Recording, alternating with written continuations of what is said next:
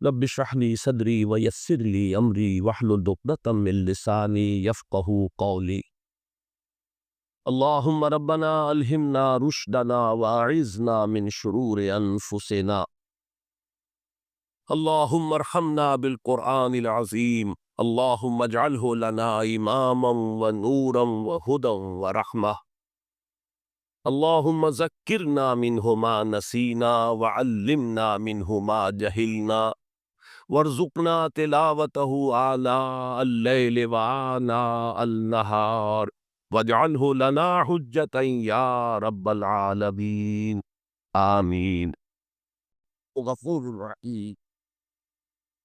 قل اطیعوا اللہ ورسول فإن تولوا فإن اللہ لا يحب الكافرین.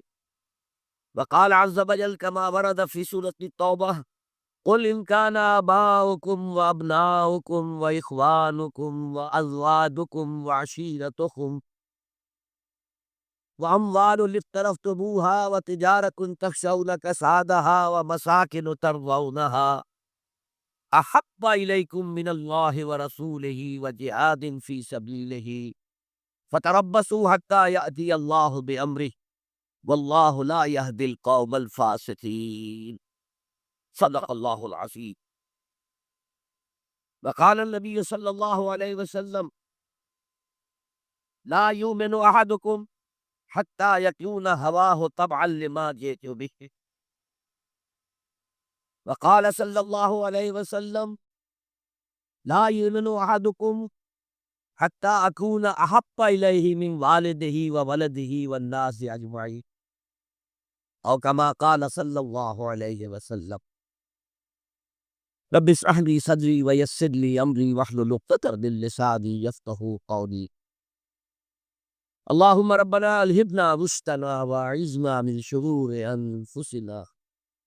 اللهم أرنا الحق حقا وارزقنا اتباعه وأرنا الباطل باطلا وارزقنا اجتنابه.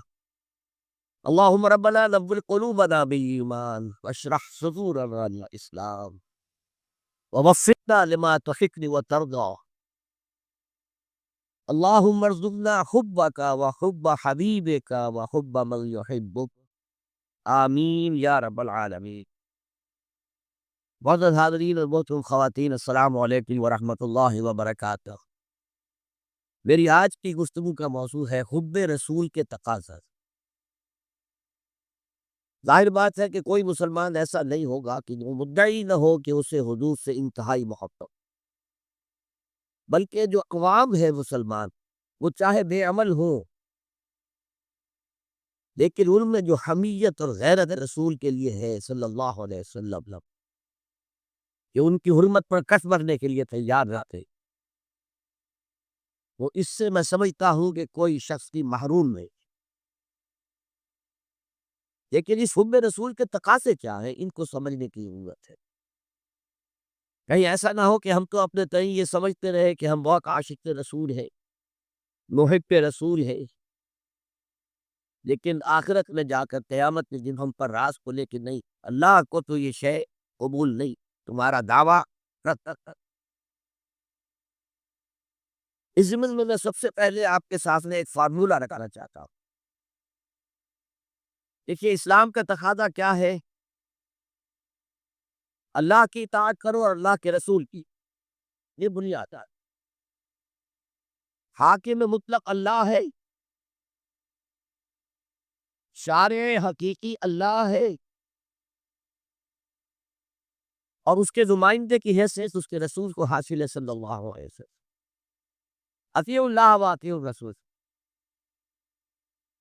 اس سے جو انحراف کرے گا، میں نے ابھی آپ کے سامنے سورہ آل عمران کی 2 آیتیں پڑھی ہیں. قُلْ إِن كُنتُمْ تُحِبُّونَ اللَّهَ فَاتَّبِعُونِي يُحْبِبْكُمُ اللَّهُ. اے نبی، ان سے کہہ دیجیے اگر تم اللہ سے محبت کرتے ہو تو میرا اتباع کرو، میری پیروی کرو، اللہ تم سے محبت کرے گا. وَيَغْفِرْ لَكُمْ ذُنُوبَكُمْ، اور تمہاری خطائیں بھی بخش. اللہ غفور رحیم، اور اللہ تو غفور بھی ہے، رحیم. قُلْ اطیعوا اللہ ورسول، کہہ دو اطاعت کرو اللہ کی، اللہ کے رسول کی. فَإِن تَوَلَّوْا، پھر اگر وہ اس سے روگردانی کرے فإن اللہ لا يحب الکافرین، تو اللہ کو ایسے کافر پسند نہیں۔ یعنی اطاعت رسول سے انکار، اللہ کی اطاعت سے انکار، گویا کہ انسان دائرہ اسلام سے خارج ہو جائے۔ کبھی کوئی خطا ہو جائے، غلطی ہو جائے، گناہ کا صدور ہو جائے، اور انسان فوراً توبہ کر لے، فوراً رجوع کرے، پشیمانی اسے ہو جائے، عزم مصمم کر لے دوبارہ میں نہیں کروں گا، تو اللہ بخش۔ انما التوبۃ علی اللہ للذین یعملون السوء بجہالۃ ثم یتوبون من قریب، سورہ نساء میں فرمایا اللہ کے ذمے ہے ان لوگوں کی توبہ قبول کرنا۔ انما التوبۃ علی اللہ، اللہ کے ذمے ہے۔ جو کہیں غلطی سے، جہالت میں، نادانی میں، جذبات سے مغلوب ہو کر کوئی غلط کام کر بیٹھتے ہیں، لیکن فوراً توبہ کرتے ہیں، اللہ کی جناب میں رجوع کرتے ہیں، فوری توبہ اگر ہو جائے تو فوراً اللہ تعالیٰ کی مغفرت جو ہے ڈھانپا۔ لیکن اگر مستقل طور پر کسی ایک معصیت پر بھی ڈیرا ڈال دیا جائے، مثلا آج کی دنیا میں جو بہت بہت کامن شے ہے، سود جسے اللہ نے حرام قرار دیا، جس پر اللہ کی طرف سے اعلان جنگ ہے، فَأَذَنُوا بِحَرْبٍ مِّنَ اللَّهِ وَرَسُولِهِ، تو سن لو الٹیمیٹم ہے اللہ اور اس کے رسول کی طرف سے۔ اسے اپنے کاروبار کا مستقل جز بنا لیا، تو ایک غلطی، ایک گناہ بھی انسان کو ہمیشہ کے لیے جہنم میں ڈال سکتا۔ بَلَا مَن كَسَبَ سَيِّئَةً وَأَحَاطَتْ بِهِ خَطِيئَتُهُ فَأُولَٰئِكَ أَصْحَابُ النَّارِ هُمْ فِيهَا خَالِدُونَ۔ کیوں نہیں؟ کسی نے جان بوجھ کر ایک بڑا گناہ کمایا، چھوٹے چھوٹے گناہ جو ہے گناہ صغیرہ، وہ تو خود بخود بھی دھلتے رہتے ہیں اللہ کی رحمت سے، صاف ہوتے۔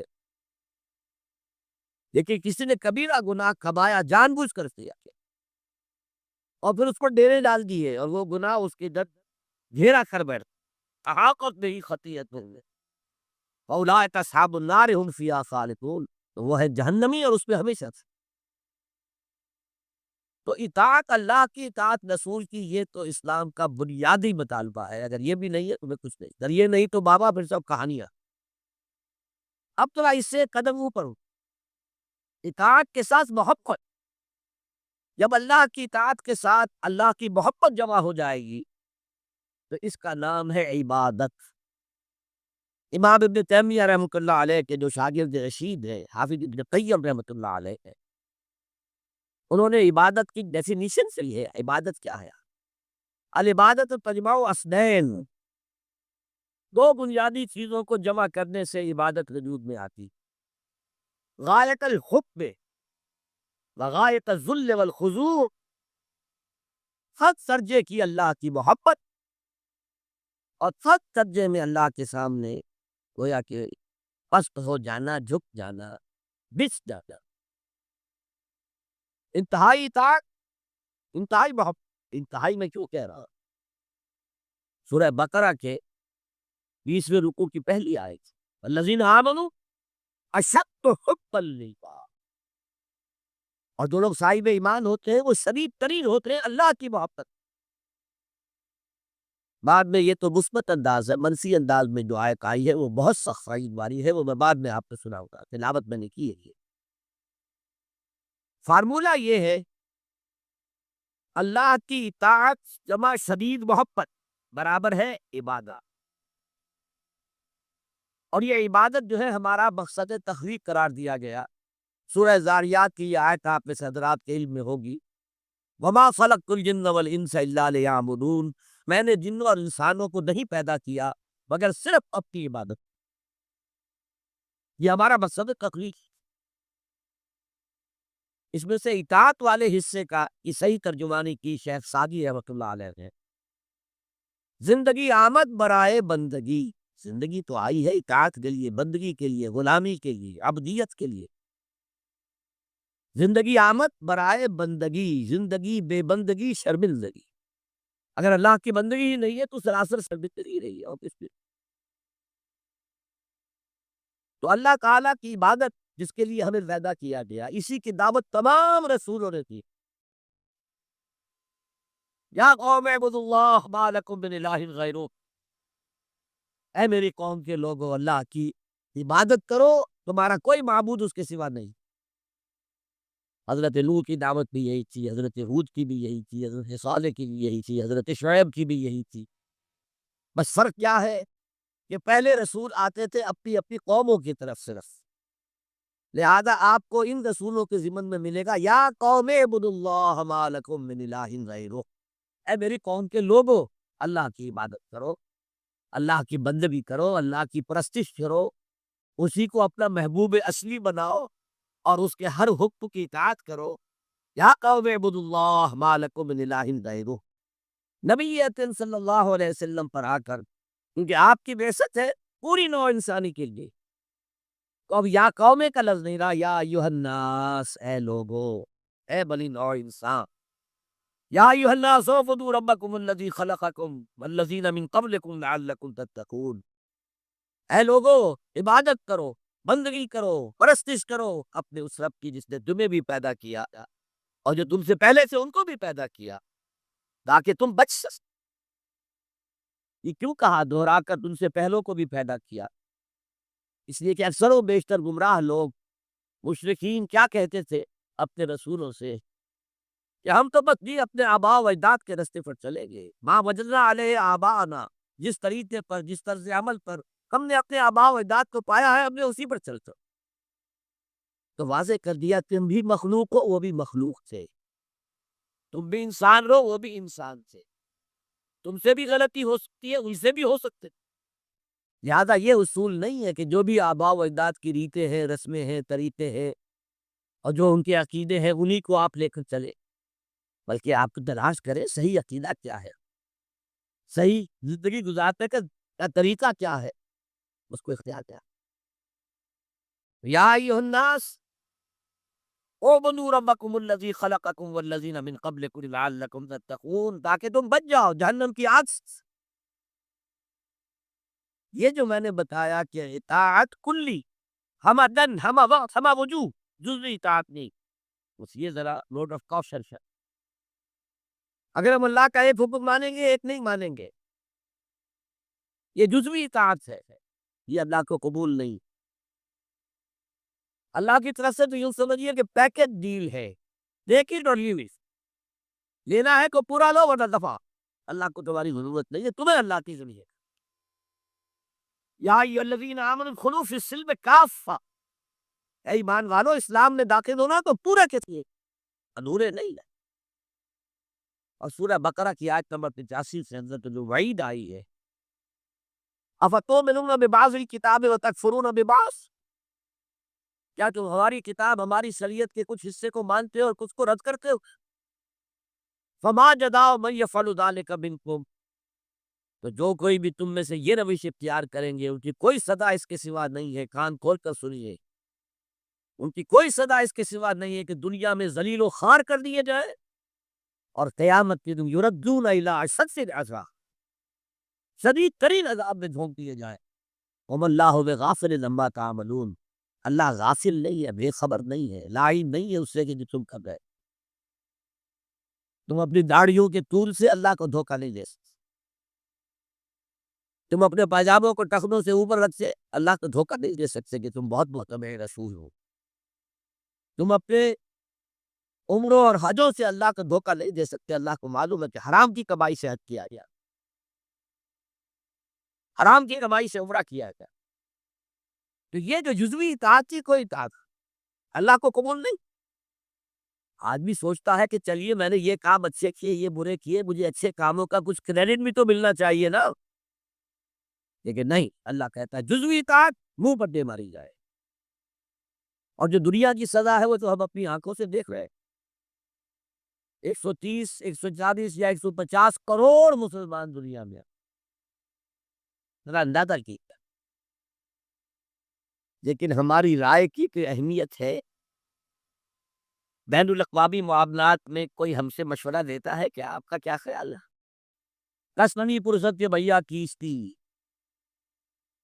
ایسے بھی ملک سے کہنا چاہیے اب تو ان کا حال پتلا ہے، دولت کے انبار سے ان کے پاس تھی، ان کا مذاق ہوتا تھا مغربی ممالک، وہ چاہے سعودی بادشاہ ہو اور چاہے وہ UAE کے امیر ہو، مذاق، کوئی حیثیت، حالانکہ کتنا بڑا رقبہ ہے، انڈونیشیا چاخنی جزیروں سے لے کر موریتانیہ تک سالک اسلامی آباد مسلمان بھارت۔ آپ کہیں گے کہ یہ بھارت جو ہے اس میں تو اکثریت میں نہیں ہے، لیکن 15 کروڑ یا 18 کروڑ تو آدمی یہاں موجود ہے، لیکن کوئی عزت، کوئی حیثیت دنیاوی بین الاقوامی سرشت 12 اذہبی ہے، لوگ کھاتے پیتے لوگ ہے کہ اپنی کسی عزت ہے اپنے معاشرے کے اندر، لیکن بحیثیت امت، بحیثیت قوم کیا حیثیت رہا تو اللہ کسی فی الحیات دنیا، وہ تو ہماری نگاہوں کے سامنے موجود ہے۔ اب قیامت کے دن کے بارے میں جو دھمکی اللہ نے دی ہے، وَيَوْمَ الْقِيَامَةِ يُرَدُّونَ إِلَىٰ أَشَدِّ الْعَذَابِ، قیامت کے دن شدید ترین عذاب میں جھونک دوں گا۔ اس پر اللہ سے معافی طلب کی جا سکتی ہے، دعائی کی جا سکتی ہے، اللہ ہم پر رحم فرمائی۔ یہ میں نے آپ کے سامنے رکھا ہے فارمولہ، اللہ کی اطاعت جمع اللہ کی محبت، گو ٹو عبادت، یہی تو الفاظ آتے ہیں اللہ کے رسول کے لیے صلی اللہ علیہ وسلم۔ اللہ کے رسول کی اطاعت یہ تو اسلام کا بنیادی تقاضا تھا، اطیعوا اللہ واطیعوا الرسول فإن تولوا فإن اللہ لا يحب الکافرین، اطاعت کرو اللہ کی، اطاعت کرو رسول، پھر اگر یہ منہ موڑ لے تو اللہ کو ایسے کافر بالکل پسند نہیں، یہ کفر کا فتویٰ ہو رہا۔ لیکن اللہ کے رسول کی اطاعت کے ساتھ محبت کو جمع کیجئے۔ میں نے ابھی آپ کو حدیث سنائی ہے، حضور نے فرمایا لا یؤمن احدکم حتی اکون احب الیہ من والدہ وولدہ والناس اجمعین، تم میں سے کوئی شخص مومن ہو ہی نہیں سکتا جب تک کہ میں اس سے محبوب تر نہ ہو جاؤں گا، اپنے باپ سے، اپنے بیٹے سے اور تمام انسان سے۔ وہ اللہ کے رسول کی اطاعت جمع اس کی محبت۔ اس محبت کے ضمن میں ایک واقعہ یاد آیا جس سے اندازہ ہوگا کہ کس قدر اپنائیت تھی، کتنا قرب تھا حضور کے اور حضرت عمر فاروق رضی اللہ تعالیٰ عنہ سے۔ ایک مرتبہ حضور دریافت کرتے ہیں حضرت عمر سے، عمر میں مجھ سے کتنی محبت ہے۔ اب آپ سوچئے ذرا سا بھی مغایرت کا باریک سا پردہ بھی اگر کہیں ہو تو کیا یہ سوال کیا جا سکتا؟ تو انتہائی قریبی شخص سے کیا جائے گا، تمہیں مجھ سے کتنی محبت کر؟ عرض کیا آپ مجھے دنیا کے ہر انسان سے بڑھ کر عذر سے، فرمایا اور اپنی جان سے؟ اب ذرا سا توقف کیا حضرت عمر، الان ہاں اب میں یہ بھی کہتا ہوں کہ آپ مجھے میری جان سے زیادہ سکھو۔ تو حضور نے فرمایا اب آئے ہو مقام مطلوب پر۔ تو رسول کی اطاعت جمع محبت، اس کا نام ہے اتباع، پیروی کرنا۔ فرق کیا ہے؟ اطاعت کی جاتی ہے حکم کی، اور پیروی کی جاتی کسی کے نقش قدم کی، چاہے اس نے حکم دیا ہو چاہے نہ کیا ہو، جو وہ کرتا ہو کرنا، یہ ہے اتباع۔ یہ اطاعت سے بہت بلند سے ہو گئی تھی۔ مثال کے طور پر یہ چھوٹی چھوٹی مثالیں، اصل اتباع کیا ہے وہ میں بات نہ کر سکتا۔ کوئی ایک صحابی بدو باہر سے آئے، ایک ہی دفعہ حضور کو دیکھا، حضور اس وقت کس حالت میں تھے کہ آپ کے بٹن جو ہے کھلے ہوئے تھے قریبان، انہوں نے پھر ساری عمر اپنے گریبان کے بٹن نہیں لگائے۔ میں نے اللہ کے رسول کو اس حال میں دیکھا، میں تو ان کی پیروی کروں گا، حضور نے کوئی حکم تو نہیں دیا۔ تو یہ جو محبت، شدید محبت کے تحت یہ بات آئے گی، اس کا نام اتباع، اور اس اتباع کا مقام کیا ہے وہ آیت میں سنا چکا ہوں آپ کو۔ قل ان کنتم تحبون اللہ فاتبعونی یحببکم اللہ، اے نبی سے کہہ دیجئے اگر تم اللہ سے محبت کرتے ہو تو میرا اتباع کرو، میرے رسے قدم پر چلو، میری پیروی کرو، اللہ تم سے محبت کرے گا، تم اللہ کے محب نہیں محبوب بن جاؤ گا۔ اور اگر کہیں کوئی لغزش ہو گئی، کوئی خطا ہو گئی، کہیں جذبات کے رو میں بہہ کر کوئی گناہ کر بیٹھے تو اللہ معاف فرماتے گا، اللہ بڑا غفور ہے، اللہ بڑا رحیم ہے۔ مطلب یہ کہ راستہ تم نے یہ طے کر لیا کہ چلنا مجھے محمد کے پیچھے ہے صلی اللہ علیہ وسلم، اب چلتے چلتے کبھی پاؤں پھسل گیا، کہیں گر گئے، کوئی بات، اٹھو پڑھو، توبہ کرو اور آگے بڑھو۔ تو خطا اگر ہوتی جائے گی، کہیں لغزش ہو جائے، کہیں چلتے چلتے پاؤں پھسل جائے کیچڑ سے، یا کوئی کیلے کا چھیتا آ گیا پاؤں تلے، گر گئے، کوئی حرج نہیں، اٹھو دوبارہ۔ لیکن نقش قدم جو ہے محمد کا صلی اللہ علیہ وسلم، اس پر چلتا۔ یہ اس اتباع کا ذکر آیا ہے سورہ اعراف کی ان آیات میں۔ آپ کو معلوم ہے کہ حضرت موسیٰ علیہ السلام کو جب تورات پر طلب کیا گیا کوہ طور پر تورات دینے کے لیے، تو پہلے 30 دن کے لیے بلایا تھا، پھر 10 دن کا اور اضافہ کر دیا گیا، 40 دن ہو گئے۔ فتمت میقات ربک 40 لیلہ۔ اس اسنا میں پیچھے فتنے میں مبتلا ہو گئے بنی اسرائیل۔ سامری، اس نے ایک ڈھونگ رچایا اور ایک بچڑا جو ہے وہ سونے چاندی کا بنایا ہوا بچڑا ڈھال کے کھڑا کر دیا۔ اس میں سے کوئی تھوڑی سی آواز بھی نکلتی تھی، کوئی ایسی ہے کہ ہوا گزرتی تھی تو آواز سے آتی تھی۔ کہا یہ ہے تمہارا الہ، یہ تو موسیٰ کو بھول گیا، کہاں گیا ہے؟ کوہ طور کے اوپر کس خدا سے ملنے گیا ہے؟ خدا نہیں ہے۔ اور بنی اسرائیل کے بہت سے لوگ اس فریب میں آ گئے اور بچڑے کے لیے کیا کرا۔ اب جب حضرت موسیٰ آئے، اور آپ کو معلوم ہے حضرت موسیٰ کا مزاج جلالی تھا، وہ پتھر کی تختیاں لے کر آئے تھے کہ جن پر کوہ طور پر اللہ تعالیٰ نے اپنے احکام عشرہ جو ہے 10 کمانڈمنٹس مشہور، وہ کندہ کر کے آپ کو دیے تھے، وہ ہاتھ میں لے کر آئے۔ یہاں مالوا یہ سیرت پیش آتا ہے، بالقل الواح، وہ تختیاں تو آپ نے زمین پہ ڈال، اور پھر جو احتساب کیا ہے، پہلے تو اپنے بھائی حضرت ہارون کا، ان کی داڑھی کے بال پکڑے، ان کے سر کے بال پکڑے اور کھینچا۔ اس نے کہا کہ بھائی مجھے ذلیل نہ کرو لوگوں کے سامنے، میں نے انہیں روکا لیکن یہ تو مجھے قتل کرنے پر تم گئے، اور مجھے اندیشہ یہ ہوا کہ کہیں آپ واپس آ کر یہ نہ کہیں ان فرقت بین بنی اسرائیل، کہ تم نے جو بنی اسرائیل کے درمیان تفرقہ پیدا کیا۔ تو میں نے کہا آپ بھی واپس آ کر نپٹے۔ اب پہلی بات نوٹ کیجئے، تاریخ انسانی کا یہ عظیم واقعہ ہے، کئی ہزار یہودی اپنے اپنے قبیلے کے لوگوں کے ہاتھوں ذبح کیے گئے۔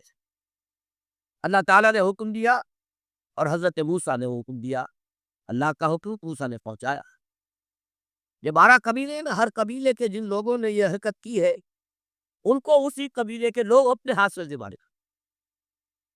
اب یہ بہت بڑی توبہ کی، بہت بڑی توبہ کی، بہت بڑی، کہ اپنے قبیلے کے لوگوں کو قتل کر دینا۔ پھر وہ 70 نمائندے لے کر تمام جو بڑے لوگ تھے کوہ طور پر حاضر، اجتماعی طور پر اللہ سے عفو و درگزر کی درخواست کی۔ وہاں اللہ نے زبردست زلزلہ بھیج دیا، محسوس ہوا سب ہلاک ہو جائیں گے۔ حضرت موسیٰ نے کہا پروردگار تو چاہتا تو مجھے اور اس قوم کو پہلے ہی ہلاک کر دیا، تو ہمیں نکال کر لایا ہے آل فرعون کے پنجوں سے، تو نے ہمیں نجات دی ہے، تو پروردگار ہمارے لیے اپنی رحمت طے لکھ، فاکتب لنا، ہمارے لیے طے کر دے، لکھ دے اپنی رحمت۔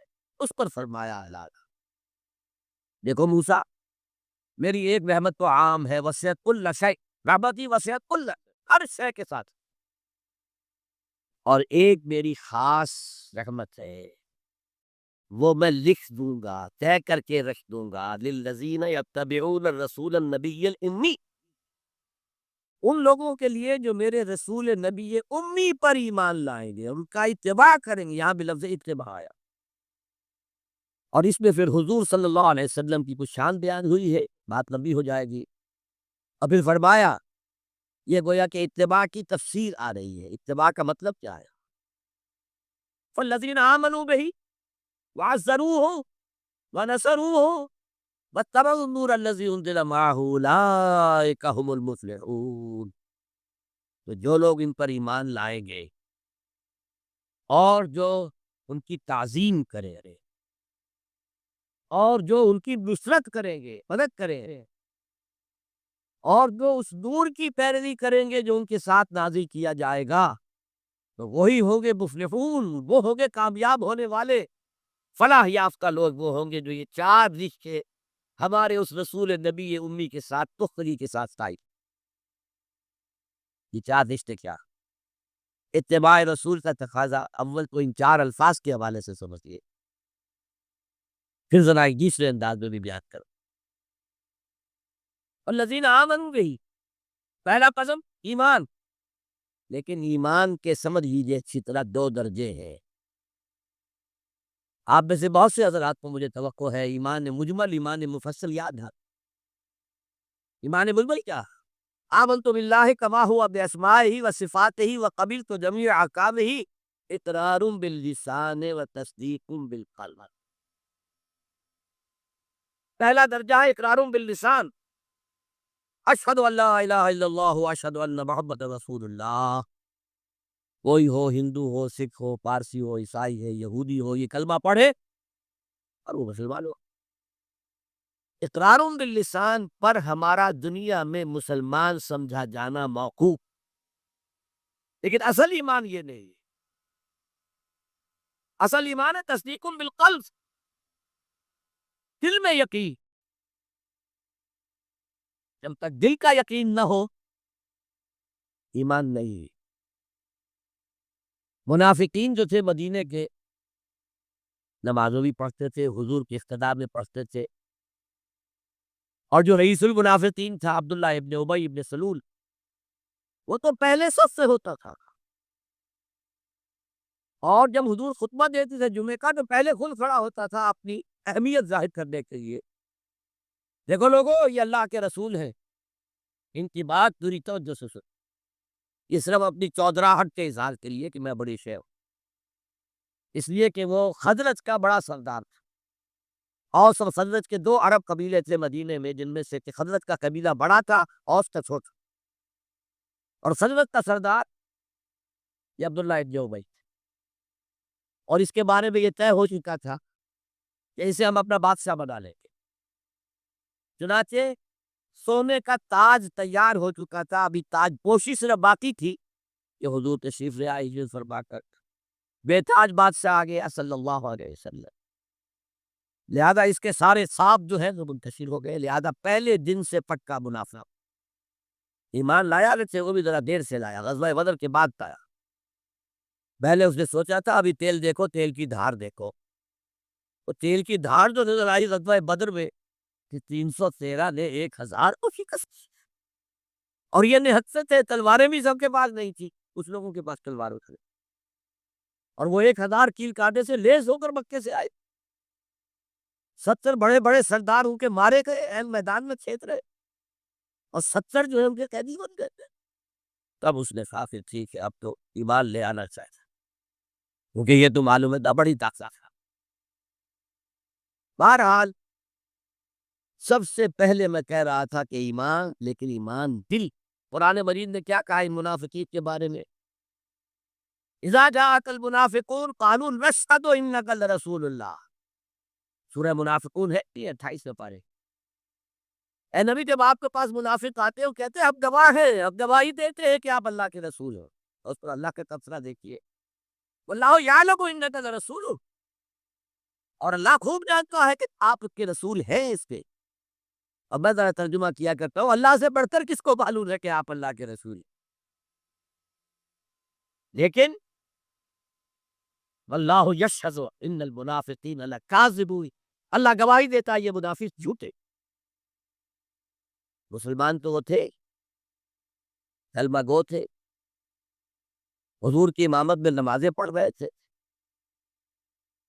لیکن منافق تھے، اللہ نے منافق قرار دیا، دل ایمان سے خالی تھے، بلکہ ہوتے ہوتے دلوں کے اندر حضور سے عداوت پیدا ہو گئی، اہل ایمان سے عداوت پیدا ہو گئی۔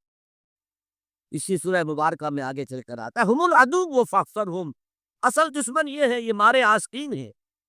جو کافر ہے وہ تو باہر سے حفلہ کرتے ہیں، پتہ چلتا ہے، سامنے سے آ کر لاٹھی مار رہا کوئی آپ کو، یہ تو آپ کے آستین کے اندر بیٹھے ہوئے ہیں مسلمان بن کر، اور یہ وہاں سے ڈنک پا رہے ہیں، یہ مارے آستین۔ بہرحال اب ہم میں سے ہر ایک کو جائزہ لینا ہوگا، اپنے گریبان میں جھانکے، اپنے دل کی گہرائیوں کو ٹٹولیں، یقین والا ایمان ہے ہمارے پاس یا نہیں؟ یہ یقین والے ایمان کا میں اگر آپ کو انگریزی میں ترجمہ کر کے بتاؤں کہ شاید آپ زیادہ بے حس سے، پرسنل کنوکشن، اٹس ریشیل پریل، ہم ایک نسل ہے، اپنے والدین سے اپنے کچھ چیزیں سیکھیے. والدین اس میں بلیو کرتے تھے، اللہ، رسول، قرآن، کتاب، جنت، دوزخ، قیامت. ہم بھی مانتے ہیں بس. اس ریشیس پری، یہ تو ایک نسلی عقیدہ. اصل سے جو ضروری ہے پرسنل کنوکشن، اپنا یقین، ذاتی یقین. تو سب سے پہلے تو اللہ کے رسول صلی اللہ علیہ وسلم کی رسالت پر یقین. اور میں نے آپ کو حدیث سنائی تھی ابھی، لا یؤمن احدکم حتی یکون ہواہ تبعا لما جئت بہ. تم میں سے کوئی شخص مومن نہیں ہو سکتا جب تک اس کی خواہش سے نفس تابع نہ ہو جائے اس ہدایت کے، اس قرآن کے، اس شریعت کے، ان احکام کے جو میں لے کر آیا. اگر خواہش سے نفس اوپر ہے اور اللہ کا حکم نیچے ہے تو مومن کہاں سے ہوئے تھے؟ اللہ کے حکم سے نماز تو پڑھتے ہو، روزہ رکھتے ہو، سودی کاروبار کرتے ہو اور اللہ کے حکم کو پاؤں تلے رگڑتے تھے. یہ کیا اسلام ہے؟ یہ تو وہی ہے. افتؤمنون ببعض الکتاب وتکفرون ببعض فما جزاء من یفعل ذلک منکم الا خزی فی الحیاۃ الدنیا ویوم القیامۃ یردون الی اشد العذاب. تو سب سے پہلا جو جائزہ ہمیں لینا ہے کہ محمد کی رسالت پر صلی اللہ علیہ وسلم ہمیں یقین ہے. یقین، تصدیق کو ہم کرتے ہیں، زبان سے کرتے ہیں، لیکن یقین، اس یقین کا نتیجہ یہ نکلے کہ پھر نفس کے سارے تقاضے نیچے ہو جائے اور حضور کی لائی ہوئی ہدایت، حضور کی لائی ہوئی شریعت مالک ہو جائے. نمبر 2 فرمایا وَعَزَّرُوهُ، ان کی تعظیم کرے. آپ کی جناب میں کوئی گستاخی ہو جائے، ایمان کے لالے پڑ جائے گا اور آخرت برباد ہی جائے. اس تعظیم میں کیا کیا چیزیں شامل؟ دیکھیے سورہ حجرات میں ابتدائی حصے میں تفصیل سے کہا گیا یا ایھا الذین آمنوا لا ترفعوا اصواتکم فوق صوت النبی ولا تجہروا له بالقول کجہر بعضکم لبعض ان تحبط اعمالکم وانتم لا تشعرون. اے ایمان کے دعوے دارو، کبھی اپنی آواز کو رسول کی آواز سے بلند تر نہ کر دینا، مبادا تمہارے سارے اعمال حق ہو جائیں اور تمہیں پتہ بھی نہ چلے. میں نے کوئی گناہ کبیرہ تو نہیں کیا ہے، میں نے کوئی کوہ تو نہیں کیا ہے، بس یہی ہوا نا کہ حضور کی آواز کے مقابلے میں اپنی آواز کو اونچا کر لی. لا ترفعوا اصواتکم فوق صوت النبی ولا تجہروا له بالقول کجہر بعضکم لبعض. بلند آواز سے جیسے آپس میں باتیں کر لیتے ہو ایسے کبھی بات نہ کر بیٹھنا. ان تحبط اعمالکم، کہ تمہارے سارے اعمال حق ہو جائیں، اکارت چلے جائیں، ختم ہو جائے. وانتم لا تعلمون، تمہیں احساس بھی نہ ہو کہ ساری پونجی لٹ گئی. اس آیت کا ہم پر اطلاق کیسے ہوگا؟ کبھی سوچا؟ صحابہ کرام تو یقیناً اس کے مخاطب اول تھے، ہم پر کیسے ایسے؟ اگر ہماری گفتگو ہو رہی ہو، بحث ہو رہی ہو، میں کچھ کہہ رہا ہوں، آپ کچھ کہہ رہے ہیں، لیکن کوئی کہہ دے حضور نے یوں فرمایا ہے، فوراً چپ ہو جاؤ.